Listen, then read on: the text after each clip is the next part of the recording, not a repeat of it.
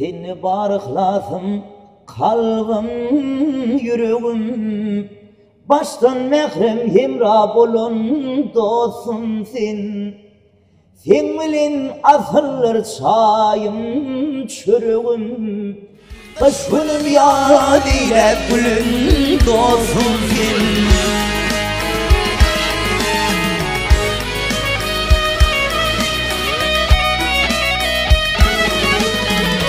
Senin bir kuşak mirdim bilmi, onurdum görür gözüm ilmi.